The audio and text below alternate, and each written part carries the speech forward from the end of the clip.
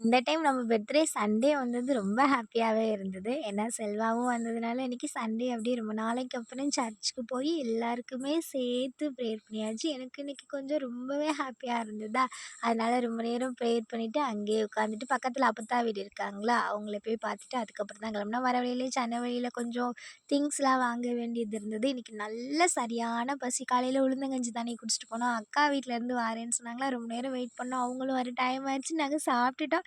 சாப்பிட்டு எடுத்து வச்சுட்ருக்கும்போது தான் அக்கா, மச்சான், செல்லமையன் எல்லாருமே வந்தாங்க.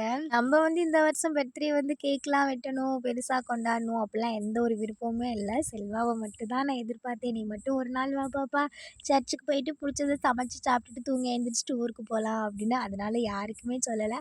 பட் அக்காவும், மச்சானும் இன்னைக்கு லீவு தானே வீட்ல தான் இருந்தாங்க. அதனால ஒருத்தி வந்து பார்த்துட்டு போறேன் அப்படின்னு வந்தாங்களா, வந்ததுமே எனக்கும் ரொம்ப ஹாப்பி. இன்னைக்கு அவ்வளவா ஸ்பெஷல்லாம் இல்ல. அத்தை ஒரு பக்கம், செல்வா ஒரு பக்கம் அப்படின்னு ஒண்ணு ஒண்ணா சமைக்க ஆரம்பிச்சுட்டாங்க. நம்ம ஏதாவது ஜூஸ் போட்டு குடிக்கலாம் அப்படின்னு எடுத்து வச்சுட்டு இருந்தேன். பார்த்தா கரெக்ட்டா ஐஸ் வந்துச்சா, சரி ஆளுக்கு ஒரு குச்சி ஐஸ் வாங்கி சாப்பிட்டுட்டு அப்படியே எனர்ஜியா சமைக்க ஸ்டார்ட் பண்ண வேண்டியது தான். இன்னைக்கு என்ன ஸ்பெஷல் பர்த்டே செலிப்ரேஷன் வீடியோ எல்லாமே நாளைக்கு அப்டேட் பண்றேன். பாய் பாய்.